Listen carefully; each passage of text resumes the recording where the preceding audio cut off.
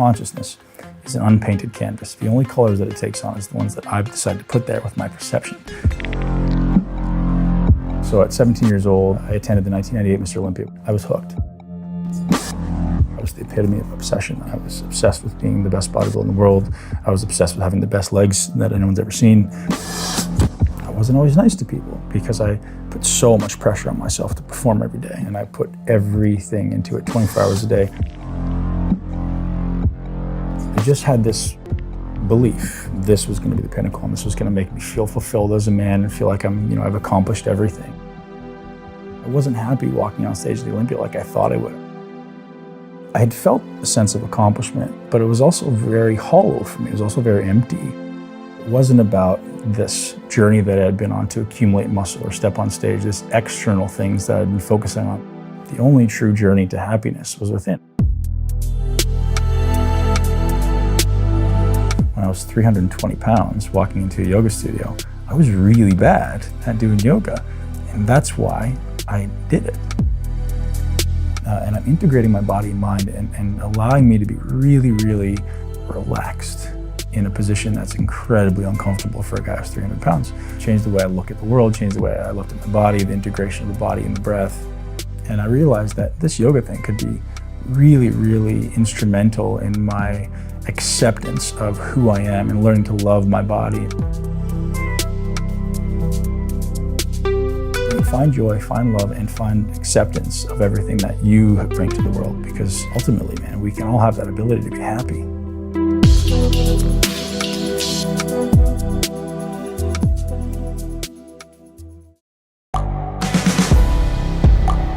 The world is changing. Inspiration is everywhere. It has never been so easy to connect, share, and bring people together. We're learning from others and finding the best in ourselves. Challenging our beliefs. Sharing our vulnerability. Overcoming our fears. Transforming ourselves so we can transform the world. How far can we go? This is London Real. I am Brian Rose. My guest today is...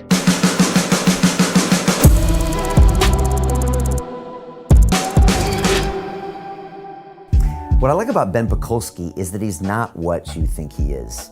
On the outside, he's a hulk of a man. He used to stand on the Mr. Olympia stage and compete with some of the greatest bodybuilders in the world. But he had a realization that that wasn't enough. And so he started going deeper into himself, started practicing yoga, and really asking himself questions about how conscious he was when he was training. He then went into breath work and started exploring the parasympathetic and sympathetic nervous systems, and he's come out the other side a very Zen master, a peaceful guy who wants to continue to push you, but also get you to explore how you can be present with your body at all times. And I really enjoy Ben's vibe. He's an incredible guy with some incredible ideas, so pay attention and enjoy this amazing episode. This is London Real. I am Brian Rose. My guest today is Ben Pakulski, the Canadian former professional bodybuilder turned yogi and muscle educator. You have competed in two of bodybuilding's most prestigious shows, Mr. Olympia and the Arnold Classic, where you placed in the top 10 3 years running. You've trained professional athletes, bodybuilders, and celebrities since 2005 and are recognized as one of the top trainers and physique coaches on the planet. Today, you travel the world teaching your 6 pillars of a lean, healthy, and muscular body, promoting upgraded consciousness, self-confidence, and an overall positive outlook on life. Ben, welcome to London Real. Brian, thanks for having me. That's a very glowing introduction, and thank you. Hopefully I live up to it. I'm super excited to talk to you. First off, wanted to say, what's it like being in London, and how do we measure up as a city when it comes to health, consciousness, all of that stuff? Well, I've got a very unique view, right? So the last few days I've been here, it's been beautifully sunny, which may not be characteristic. So I think I brought that with me. And the last few days I've been attending the Health Optimization Summit. So being around people who are extremely bright and extremely motivated to optimize their health. So I've got this very, very narrow worldview of London, although I'm here often, right? And I love it, man, to be honest. There's so much character and so much history. The people have always been very welcoming, maybe not characteristic, you could tell me, but my experience with London has been amazing. Yeah, no, it surprises people because I think it always had that old rep of, you know, fish and chips and like all this other stuff. But when they come here, they realize it's great culture. I'm very into culture, right? I love the idea of accessing multiple cultures. I have no fear around culture. A lot of people have fear around culture, right? And propaganda, incentivizing fear around culture. Those are different people, and I love it, man. I've had the opportunity to travel the world and meet people, and you realize they're just human beings. There's good and bad people in every culture, right? You can't just segregate or isolate a culture and say, well, that's not, you know, they're not like me, so therefore they're bad. So you're kind of open to all these new ideas. Oh, man, I love it. Do you see, what do you see when you walk around London? Are there like little things you're like, oh, that's different? Yeah, well, I grew up in Toronto, so there's a lot of multiculturalism in Toronto as well. So maybe that's part of why I'm so open to it. But yeah, I mean, just the idea. I was walking down the road the other day and there's a guy riding a bike with two people in the back and he was playing like Middle Eastern music really, really loud. And I was like, this is interesting. Like maybe not something you would expect in London. Maybe I would expect it, you know, if I was in Kuwait or Dubai or something, but like here, like playing very loud Arabic music. And I was like, that's very interesting to me.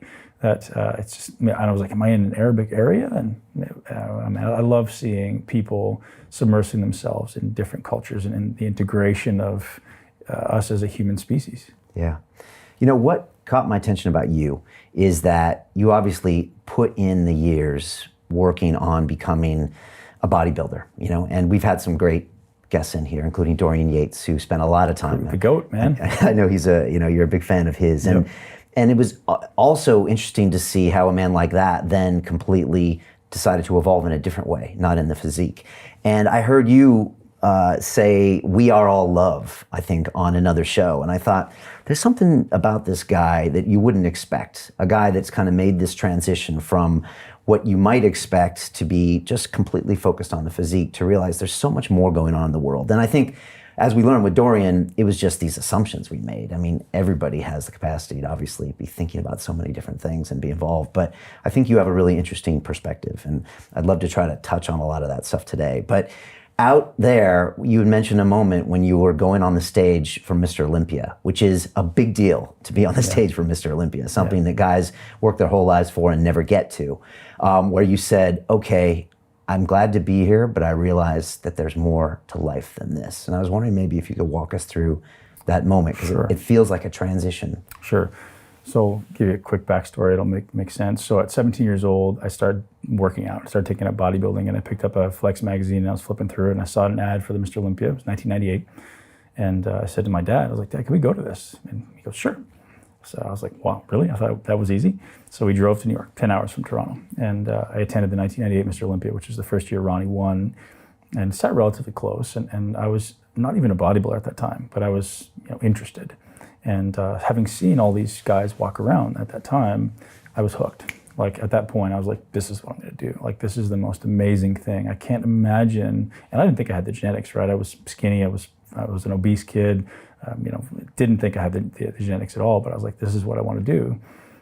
So at that point I was hooked, and I made that decision at some point I'd be on that stage. I said to my dad at that show, I'm like, Dad, someday I'm gonna be on that stage. And that was my focus. I went through university, still focused on that. And I didn't compete during university for obvious reasons. I really wanted to finish my degree and do well. As soon as I was done, I competed within 6 months and set that goal, like, okay, now I'm gonna get my pro card.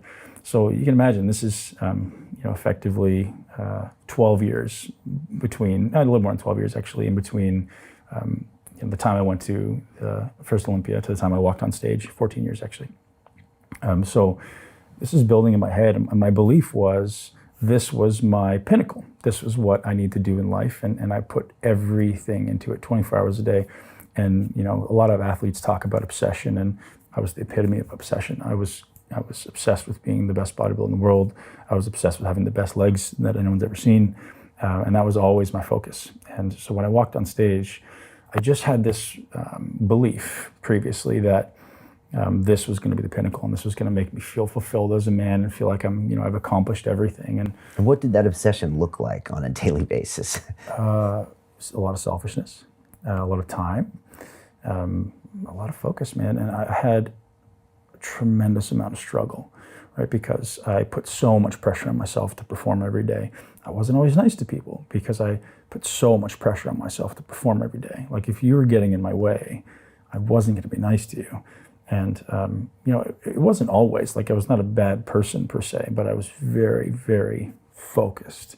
And, you know, you can ask any one of my training partners that I've had, and it's been a lot, and they'll all say like, well, like when he goes to the gym, it's time, right? And, you know, there's points where I'd have one training partner for the first hour and one for the second hour, because I was so focused on like, I need to do this, like I need to, you know, crush this guy and then crush this guy, and then I'll have done enough. So, you know, bringing it back around, walking on stage at that 2012 Olympia, where I feel like I'm going to be just overwhelmed with accomplishment. I had felt a sense of accomplishment, but it was also very hollow for me. It was also very empty, because I realized at that time, upon reflecting on it, that it wasn't about this journey that I had been on to accumulate muscle or step on stage, this external things that I'd been focusing on, like buying the new pair of shoes feels awesome for about 5 minutes, and then you leave the store and you're like, oh, right? And so I realized that, you know, instead of shining the spotlight outside of myself and focusing on all these things outside of myself, the only true journey to happiness was within. I wasn't happy walking on stage at the Olympia like I thought I would. I thought I would just be the happiest man. I thought I'd be breaking down. And I certainly felt accomplished. Like I know what had gone into that, and I made sure I meditated on that. Like you put a lot into this. Like I was picturing the 17-year-old kid. I was 160 pounds when I first went to, you know, the Mr. Olympia in 1998. And I walked on stage and I was about 275. You know, having effectively put on 120 pounds of muscle. Like it's a lot of muscle. And I celebrated that, but at the same time I realized like this isn't where fulfillment lies for me. And a lot of people will relate to that, whether it be in sport or accumulation of money. We know many wealthy people who have tremendous amounts of money, and you know, the amount of money people would kill for, and they're not happy, they're not fulfilled. And I hope that many people in life can come to that realization that the external desire to accumulate or pursue is not the goal, man. The only goal is going inside and finding whatever happiness means to you on the inside, because happiness on the outside is transient, and happiness on the inside is something you create yourself. You already are at your core, but you just need to realize that it's there. You just need to get rid of all the stories you tell yourself and the beliefs that you have as to why you're not good enough. Yeah. How many guys on stage do you think with you were having similar realizations? Or do you think it's not that it's something everyone realizes, or does it mean you have to kind of be able to go into yourself to have that? For sure, you're going in yourself. And I don't think a lot of guys on stage have that realization. I think a lot of them need bodybuilding. I don't think a lot of them even want bodybuilding once you get there, right? And that's not something I've talked about before. I think a lot of these guys need it as far as finance. They need it as far as that's their escape from all the pain in their life. And that's not everybody. Some people obviously have just a tremendous ability to do it, right? And they're very gifted and they love it, and that's awesome. But a very large percentage of the fitness population exercises because they need to. It's their escape, right? Some people use drugs, some people use alcohol, some people use sex, and fitness is an escape. It happens to be one that we view as healthy, but when you're using it as an escape, it's not healthy, right? It's a coping mechanism. So that was kind of a big thing for me too, leaving the muscle building scene, was like realizing that was my coping mechanism, right? I had a lot of underlying anger and anxiety and demons that were there from my childhood. That's how I coped. By pumping it out in the gym. Right. Yeah. And masking it, right? And you know, creating this big armor. And had I not done that, chances are, like most people in my family, I would end up being an alcoholic or a drug addict or, you know, whatever, one of those things. It's very, very prevalent in my family because it, you know, who knows why. But I was very blessed to find effort and find discipline. And, you know, that was kind of my badge of honor. As a kid, I associated with being lazy. It's like I thought I was a very lazy kid. And I hated it. I resented myself for it. And that was what drove my work ethic as a competitor. It was like, I never want someone to say I'm lazy again. And it was like this inner fire, this inner anger that I'd run through a wall before I'd be called lazy. And I drove the path. Yeah, and it got you here. So you got to kind of cherish it for that. But then it was time for you to evolve. So much gratitude for everything I've been through. Yeah, and you know, obviously I spent some time with Dorian over the years, and we did our first documentary film with him, and it was this whole idea of telling yourself a new story and evolving. And now when Dorian goes back to the Olympias, he goes back, but he's a different guy, and he doesn't need to keep his physique up for the sake of it, and he can tell himself a new story and go on that new path. Whereas some people are still trying to cling to it, and as you get older, it's really hard to cling to that identity. Well, I don't think it's hard to cling. I think it's appealing to cling, because that sport, and it did this to me, it almost like pulls you back in, right? Because I'm very well recognized in that sport. People often come to my facility to train with me. They want to train with me, so I get in there and I'm getting after it. I got my body weight down. So when I was competing in the off season, I was 320. So whatever you want to figure that out in kilos. And then, I got my weight down under 250 after retiring because I was so mentally okay with walking away after competing. And then, some guy moves back into my gym for 4 months because he's preparing for Olympia. So I train with him every day. Before you know it, I'm back up to 280. And I'm like, oh, that's, pulling me back in. And people are always like, oh, what happened to him? Like, he lost a bunch of weight. He must be sick. And I'm like, man, I'm perfect. Like, I'm absolutely in perfect health. And I'm trying to come down. But there's always so many people going, oh, man, you look good, really good there. And you look better there. And so you start to kind of get that draw back. Yeah. So you have to be very conscious of, well, why am I intending to lose this muscle that I once, craved? So it's a very different paradigm. Yeah. Something else you said I thought was really interesting. You said that training in the gym can almost be one of the most unconscious things that you can do, which is kind of an interesting thing. But now that I think about it, it kind of makes sense because, like you said, you could just get out of your head and just be somewhere else and pump out that iron and get out that aggression. Right. And it looks like the solution. And you said even the fitness industry in general can be something that's very unconscious. I was wondering if you could explain that. Sure. Well, most people when they train, are they thinking about what they're doing or are they just doing? Right? So I would suggest most people aren't thinking. They're just doing. They're acting on what they think is correct, right? And when someone walks into my life, the first thing I say is if you want to progress, you have to forget everything you think you know about exercise and start to think. And so that's really what it is most people put their hat over their eyes and their music in their ears, or they go back in and they do the same thing over and over and over again. The same crappy execution, the same exercises over and over. They have a routine, right? People like routine, it becomes easy. So your brain is burning less calories, your brain is less stress, is less mental growth.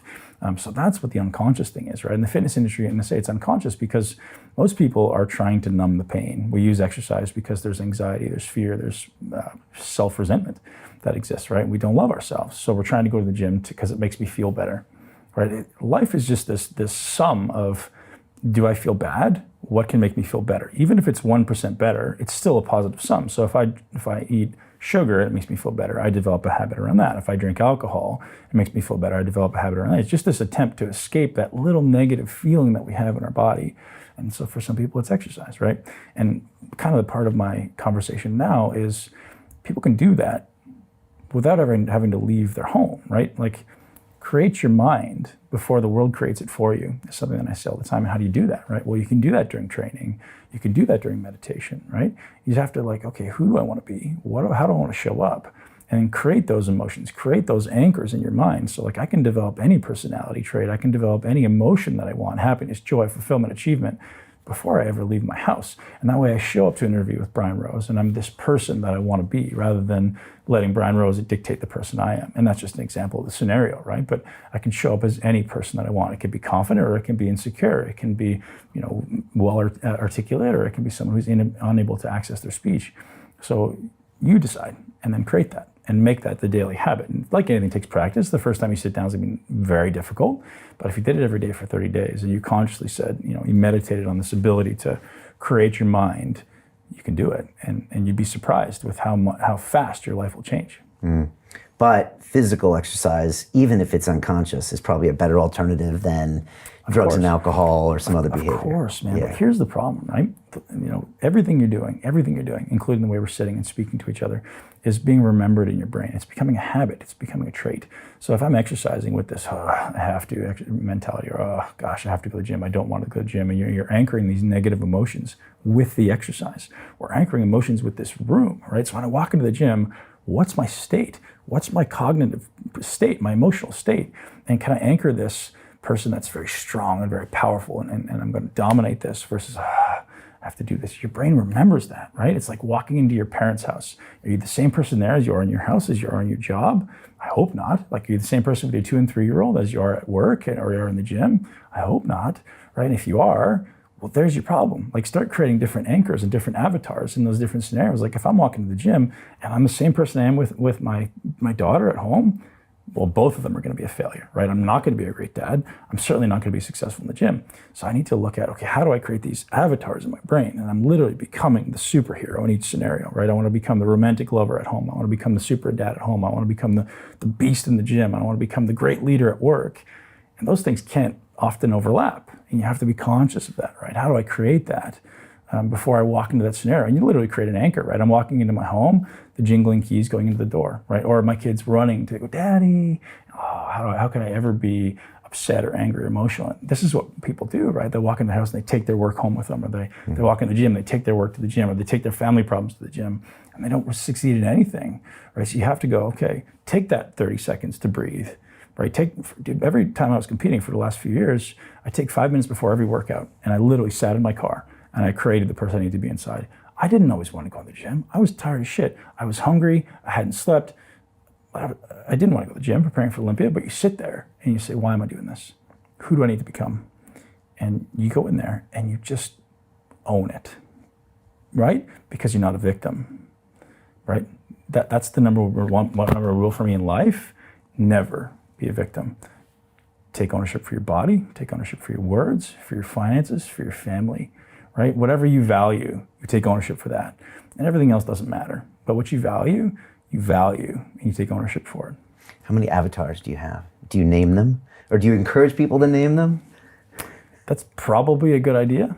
But for me, it's kind of been something I've been doing for a while now, so it's kind of unconscious. Okay. The big one, the big realization for me, to be honest, was when my kids were born. Like, that was really my kick, right? You know, I won't say where, but that was my kick.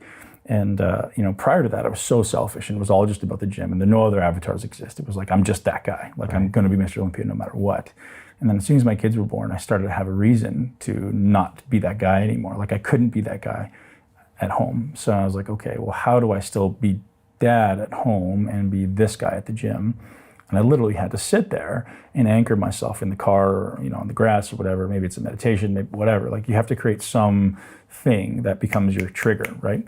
So, you know, that's how it started for me. I didn't name it at the time. It was just like, I just know that if I'm the same person in the gym that I am at home with my daughter, my brand new baby daughter, my son, that's going to fail. That's going to be a problem. Yeah. So naming it could be useful, but certainly listing it, like being very intentional about, I'm this, I'm this, I'm this, I'm this, I'm this. And, you know, anchoring even with posture, right? Like, what does your posture look like when you show up to the gym? Because your brain's remembering that, right? Right? Where's your breath?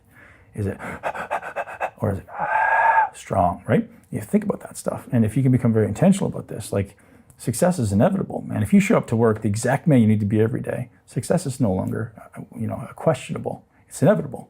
And the same in the gym. If you want results, stop showing up to the gym soft and tired and you know, not wanting to be there. Create the person you need to be. And it's going to be hard for 30 days. Everything should be. It shouldn't be easy, right? But when you finish it and you do it, you know, I own this. And that, oh, self-confidence, oh, character, right? There's something there that people are not tapping into. And I want to talk about breath and then walking into meditation shortly. You know, I was watching an interview this weekend with Tyson Fury. So, you know, one of the top boxers in the world, English guy. And he was actually talking with Mike Tyson and talking about his depression. So he took like a year and a half off boxing, gained 150 pounds, wow, became nearly suicidal, was drinking, was doing drugs. It was just really bad. And he came back and Tyson said, do you use antidepressants? And he said, no, training is my antidepressant. As long as I train and have a goal and also have the right mindset. Tyson actually, he says, I don't really care anymore. I just want to go in and put on a great performance and have fun. And if I win, I win. And if I don't, I don't. But for him, it was really his antidepressant. And I had Eddie Hall in here, World's Strongest Man, and he was near suicidal when he was a teenager, just stuck in his home. And it was going to the gym and lifting that kind of got him out of that state. And I know you think a lot about this stuff as well. And I was just curious how you feel about physical training as the mental state, as that, you know, antidepressant. Right. Well, no matter what you do, it's a positive result on your state, right? If you're in a negative state, it's going to be a positive result. No matter what you do, if you go in there, you're completely mindless, it's still going to get that positive result. But now imagine if I go into the gym, Brian, and I'm anchoring joy and happiness and achievement, fulfillment with my exercise, rather than going in and going, oh man, I'm going to the gym to escape something, right? I can go in and say, I'm going to go in there and think about a time when I felt joy, a time when I felt fulfillment or achievement or happiness. And I'm going to think about that the entire time that I'm exercising. And now most people who are high trained athletes go, man, I have to be angry. No, you don't, right? No, you don't. positive psychology will tell, any psychology will tell you that positive emotions are going to get you a better result than negative emotions. So, and again, I presented on this in health optimization. There's so much data that suggests anchoring that state, anchoring that emotion with your exercise, with being in the gym, is the most powerful way to train your brain, because when you're exercising, your brain becomes more plastic, right? What's plastic? Neuroplasticity, the growth of new brain cells. So when I'm standing doing nothing, neuroplasticity isn't always going on, right? Your brain's just in this default resting state. But if I exercise, my muscles start releasing something called myokines, which is things like brain-derived neurotrophic factor and nerve growth factor and IGF. Most people have heard of IGF or VEGF. All these growth factors that are released into your blood, and they also go to your brain. And it makes your brain more pliable, more receptive to learning. So if I can now go in and anchor all these positive emotions while my brain is this pliable thing, now I'm anchoring it and I can accelerate that even faster than if I were just trying to create this positive emotion at home. Meditation has a very similar effect.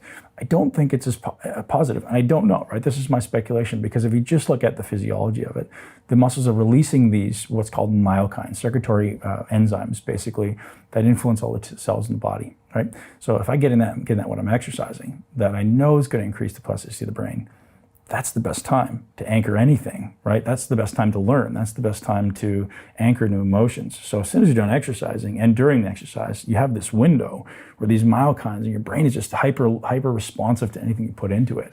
And I think that's something that people don't explore. Yes, you're going to get this positive result anyways, but imagine we could amplify that exponentially, right? Just by looking at, well, what are you thinking about when you're doing that?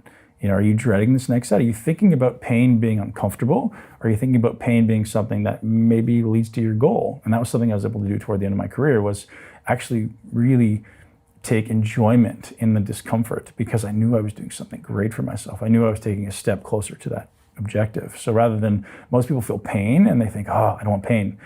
Well, is pain bad? We put a definition on it as bad, but maybe it's just awareness. So if you put your hand on a stove and you get angry that you're in pain, or you get angry at yourself for doing that, why? So I say thank you, right? Well, I'm never going to do that again. So I want to say thank you, because that pain gave me an indicator that I shouldn't do that again. And the exercise is the same thing. Like maybe instead of saying, oh, I don't want to do that again, you say, well, I really like that. That's taking me toward my goal. And that's not an immediate shift. But again, like, do it for 30 days, see what happens. You'll have a big shift in your psychology. It's so strange. Like if you go to like any normal mainstream gym, this is the last thing that anyone there is trying to teach you to think about. Fitness is so new, right? Yeah. And this is what people don't realize. Like, muscle building is so new. The whole gym industry, like 30 years, 40 years, right? Like it's a very new industry. So all this stuff is just being discovered. People have defaulted to this particular way of approaching it because of what has come before them, right? But it's not the way it's meant to be, man. Like most people, the fitness industry as it exists now is completely formed around the bodybuilders of the 80s and 90s, right? Yeah. Everybody saw those guys that, well, they trained this way, therefore I should, right? Why? One, you're not built like them, right?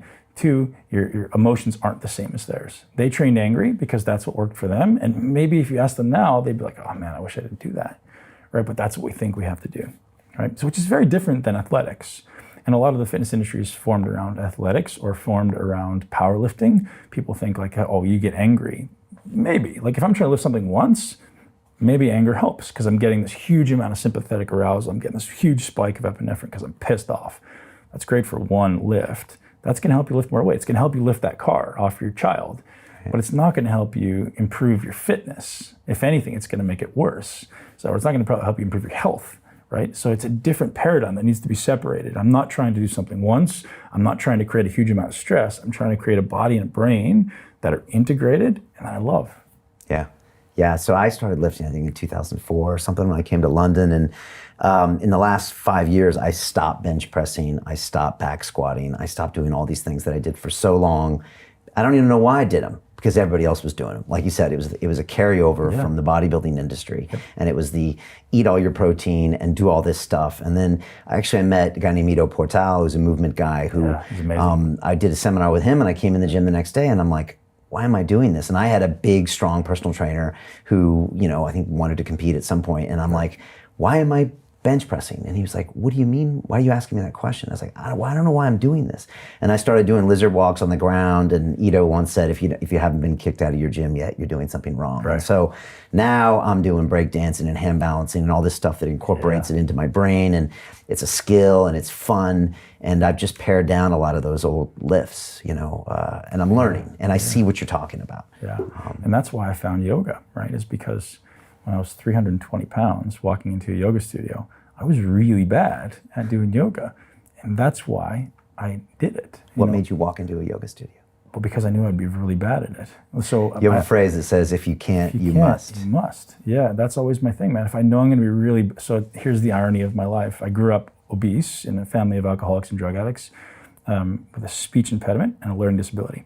So if you look at the trilogy there, I've made my living, in my underwear on a stage. So I overcame the obesity. I'm now, travel the world speaking on stage. So speech impediment has apparently left, which wasn't a speech impediment at all. Now that I realize, I learned disability, and I'm now an educator, and it's my passion in life to the only thing I want to do is learn and teach, right? Because I just have such a passion, and it's the most amazing time to be alive as a human being. And if people don't get that, you're not running in the right circles. Like, I get to talk to people like yourself and people like the people at the Health Optimization Summit who are doing such amazing things. It just makes me so excited to be alive as a human being. We're in the most incredible time. The discoveries that are going on. I interviewed Aubrey de Grey yesterday, the longevity, yeah, he's great. The Godfather, and talking about, he goes, man, we've solved it. We've solved the riddle. And I was like, how amazing is that? And there's so many health discoveries that are just so exciting and invigorating. And how can you not want to be alive, right? How can you not just want to be joyful all the time? So I say to people, start making yourself happy now, because you might be around a while. You don't want to be angry for a very long time, right? But yeah, that's, it's a different shift from where I was as a bodybuilder. So you walked into yoga at 320 pounds. Yeah. Because it was difficult and you thought it might help? No, because I knew I'd be really bad at it. Okay. Yeah. That's quite a transition to make. Yeah. From former bodybuilder to yogi. Yeah, so why did I do it? I felt a draw to be in really uncomfortable positions for a long period of time. The idea of quote unquote stretching, although I think yoga should not be focused on stretching. Yoga should be focused on achieving mind-body integration, right? So I'm gonna get myself into these incredibly uncomfortable positions where I'm very weak and I'm very unstable. And now tell yourself to relax and stay there and be calm and become stronger there. So I'm building stability. I'm ultimately building mobility, not necessarily flexibility. There's a difference there. And I'm integrating my body and mind and allowing me to be really, really relaxed in a position that's incredibly uncomfortable for a guy who's 300 pounds. And it was a big shift that happened for me. And I was so blessed, right? Because I've done a lot of yoga over the last few years, and an instructor makes a big difference. I was very blessed to find this amazing instructor in Tampa, Florida, who just literally changed my life, man. Changed the way I look at the world, changed the way I looked at my body, the integration of the body and the breath. I owe a ton to him. How did yoga change you? Well, the only way I'd achieved fitness in the past was in the gym. And I realized that this yoga thing could be really, really instrumental in my acceptance of who I am and learning to love my body and learning to really have a calm, peaceful mind. There's this term that comes to mind, equanimity, right? Which basically means something positive can happen to me and I'm not really disturbed by it. And something really negative can happen to me and I'm not really disturbed by it, because I realize that consciousness is an unpainted canvas. It's a white canvas. The only colors that it takes on is the ones that I've decided to put there with my perception. And so that's what yoga did for me. It's rather than having this belief around, hey, this thing means that. Well, it doesn't mean that. Somebody's come before me and said, well, that thing means that. Well, no, if I don't decide to put a meaning on something, like yoga, most people have the meaning that it should be made for women, or it's mostly women, or it's mostly for these people who are, from the East or India or whatever. Why, right? If I find amazing benefit from it in my body and my mind, and it really allows me to, it's meditative for me, right? I'm in my mind integrating my body and mind for 90 minutes a day. It's just the most beautiful mindset when you leave. You're just in this amazing state of elation that you've just created without having to take a substance, or without having to buy a pair of shoes, or without having to step on stage at Mr. Olympia. I created that myself in a short amount of time. At first it takes maybe an hour or more, and then eventually it's seconds, it's minutes, and I can create that state. And that's just a beautiful thing. Yeah, and it goes in with your theory that while that body is being used, then the brain becomes pliable. And so Dorian got me doing yoga when I went down to Marbella for the movie, and I got back and I started to practice for about a year. And I mean, like, I'm a scientist by background, and I couldn't ignore what was happening in front of me. For an hour, I was doing this practice that was nothing like lifting or jujitsu or Thai boxing, and yet it was having a significant effect on my mental state and physical state. But I was going places I could never go before. So there's definitely something going on with yoga. Yeah, and now imagine you could take any exercise you're doing and create that, right? So this is kind of where this started to come together for me. This idea of the bodybuilding yogi is, how could you take movement in any form and turn it into a mindful endeavor, right? So ultimately it's the same thing. It's body-mind integration. So how do I then become present in my movement, no matter what the movement is? If I'm riding a bicycle, if I'm walking down the street, if I'm lifting, how do I become present and conscious in how I'm doing that and learn to integrate this movement in my mind? So it's not an external focus. Most people are focused on the weight on the bar, the exercise they're doing, the name, the sets, the reps, the volume, the load. All that stuff to me is secondary. I'm not saying it's irrelevant, but I think it's secondary to this reality that we need to connect our body and our mind first. And that happens through the breath, and that happens through just paying attention to where's my body in space. Because especially scientists, are very disconnected from their body. They're very left brain, right? So learn to sync those hemispheres is just a matter of like, pay attention. What is doing this right now? What is the muscle I'm trying to train actually doing the exercise? Can you do a bench press and not work your pecs? 1000%, right? So it's not what you do, it's how you do it. And let's integrate those things, right? Let's integrate any movement, right? It can be jujitsu, and I'm sure it requires you to be present in the moment, because you have to feel and think and be present. That's a beautiful thing. That's probably why so many people are addicted to it, because you're getting that myokine release, right? You're getting the BDNF release that's causing your brain to become addicted. You're getting those neurotransmitters being released. And you can turn any exercise into that, anything. And I just happen to be the one teaching people how to build muscle and do it. But man, what an amazing opportunity to shift the scope of the fitness industry, right? Rather than having to do this and continue to resent it and have to do it, you just love it. I love it. And I never did. That's a powerful place to come to the world. When we see great athletes doing great things, is that where they are, you think? 1000%. For sure, and right? It's celebrating what you've done, right? Every day, like, be grateful that you did this. Celebrate your body. I mean, you're given this gift. Right, and that was one of my kind of revelations at my ayahuasca journeys is, you're given this gift. And most people think that heaven is the thing that happens after. But what if this is heaven? What if you're given this gift and you're like, you're this soul existing, this physical reality, you get this gift and you don't celebrate it. And you're like, holy shit, this is amazing.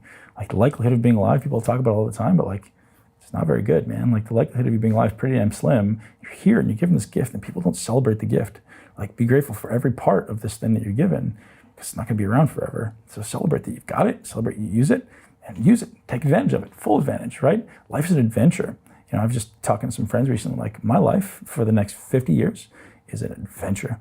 I'm not sitting in a box like everybody else is living in, man. Forget that. I don't want to live in a box that society has created and like, hey, this is where you have to live and you have to have these particular things if you want to be called successful. That's the box that someone has created before you that says you need to live in that.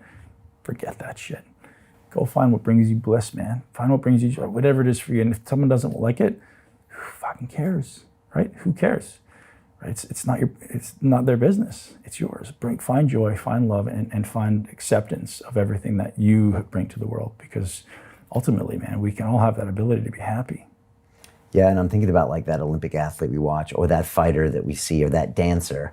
They're at a wonderful state within themselves and their physicality at the same time. And I think when we see that, we feel it too. There's a lot of people that talk about that. When the Olympic champion. Yeah, when you see something happening, they're actually reminding you that that's inside of you. And that's something maybe we don't talk about, or it's subcommunicated, which is why we're like, oh wow, how beautiful that is. When we watch somebody else do it, we absolutely feel it, right? That's when our favorite sports team win. That's why we want to watch. That's why people become addicted to sport, because now they're used to living their life here, and now sport brings them here. Oh, now I want to have to watch my favorite sports team. I'm addicted to my favorite sports team, because that's my only place, or one of the only places, where I get a sense of belonging, a sense of elevated emotions, right? Most people, but you don't realize you can produce that yourself, man. You produce it in your living room at home. You can produce it in your bedroom. You can produce it walking down the street. You can do all that stuff if you just spend a little bit of time learning it, right? How long did you spend learning to write? Well, as long as it took. How long did you learn spending to to read, as long as it took, or speak, right? As long as it took. So if I could learn to create emotions at will, why am I going to let something outside of me create these emotions when I can do it myself? And all these opportunities sit in front of you. It's just a matter of creating that 10-minute practice every day, right? And integrating that into your meditation or into your exercise. If you're already doing it anyways, why not make it better? I want to go back to that phrase, if I can't, I must. Talk to me more about that.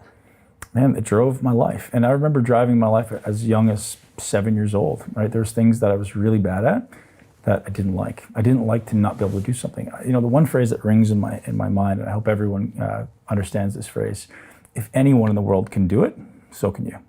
And if people can get that, I hope to give that to my kids. Like, if you want to be an astronaut, why wouldn't you? If you want to be the president of the United States, why wouldn't you? Like, you can. You just have to figure out what it's going to take to get there and do it. Take a step every day. And so that paradigm was in my brain, maybe when I was young, I don't exactly remember, but this idea of no matter what it is, it may just take time and a particular skill set, but if you want to run a multi-$100 million business, find someone who's doing it and get them to mentor you, or find 10 people that are doing it and learn little things from them, right? It's all there. It's all been done before, right? So that was kind of where my paradigm came around. If you can't, you must. You know, when I was 15 years old, starting into my exercise journey, I remember sitting on the couch and not wanting to go to the gym, and it flipped in my brain. I was like, the harder this is, the stronger I become. So the more I feel this pull to stay home, the more I go. I was 15 years old and it was freezing cold in Canada, you know, grew up in Toronto, and I go out running at 5 a.m, and people go, why do you do that? Because it sucks. And that was always my belief. It's like, because I hate it. And I would go often until I just threw up or until my lungs burnt. And maybe that was the inner contempt that I felt, but it was also like, I know that I don't want to do this. Nothing about me wants to do this.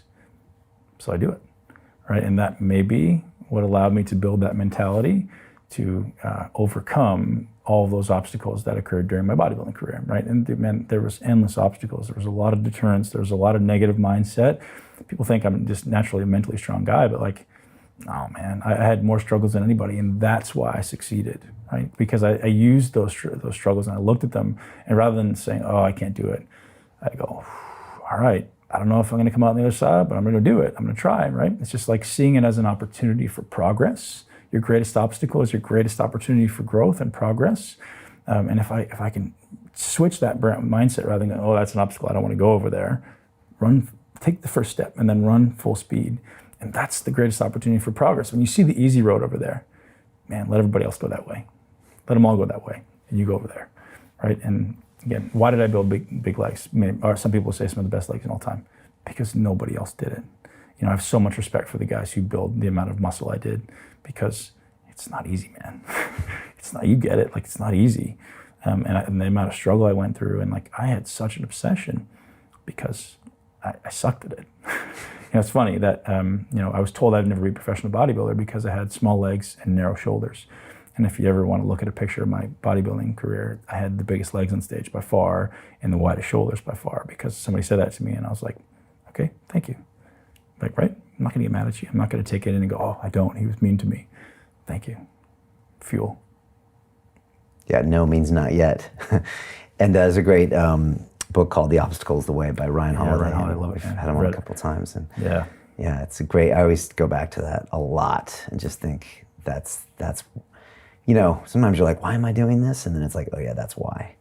It's a good thing to meditate on. Yes. You spoke at the conference this weekend and you said 3 things you want to talk about. Breath, meditation, and walking. Yeah. And people look at you and they're like, wait a second, aren't you going to tell me about muscle fiber and ultra nutrition and Zen states? You know, people they're like surprised because they're looking for what? Sexier stuff. And you said, no, focus on the basics. Why? Right. Well, everyone wants a shiny red ball, right? Everyone wants to be the one who, oh, look at me, I want attention. Well, listen, you know, best practices always win, right? What is best practice in business? What is best practice in everything? Well, in even nutrition, like simple always wins. People are always trying to complicate it. So what's the simple foundation of human optimization? Human, no matter man, woman, doesn't matter. What's the foundation? Breathe, walk, meditate. If you don't do those things, you can't build a strong, muscular body or a strong athletic body, right? Like you can't build anything above a foundation that's going to crumble. And I can walk through the reason as to why, right? So if I'm not breathing correctly into my diaphragm, you create a non-physiological, a poor biomechanics of your breath, right? So you're not really working and involving the muscles of the core. So those things become weak. So your body will start to develop compensation patterns in everything you do. So if I have a really shallow breath pattern, and you know, if you want to take a deep breath in, you breathe in, your spine extends, and you exhale, your spine flexes. So if I'm always in this really narrow breath, which most people have a very shallow breath, well, that changes the way my spine moves. Like, so normally my spine should be moving through this natural flexion extension with every single breath. My ribs should be expanding, contracting with every single breath. My diaphragm's moving with every single breath. Well, if any one of those things is not working correctly, now everything in your body is going to become impacted. So if you can imagine, maybe I just live in this slightly flexed forward position, right? Like a lot of people do. Well, what happens to my shoulders? Well, now my shoulders roll forward and, you know, often come up. I can't get my hand above my head. My shoulder starts to lose its mobility. My elbows start to hurt. It's this big chain reaction, and it all starts with breathing. So the foundation of all optimization of movement, of athletics, of everything is breath. To continue watching the rest of the episode for free, visit our website londonreal.tv or click the link in the description below.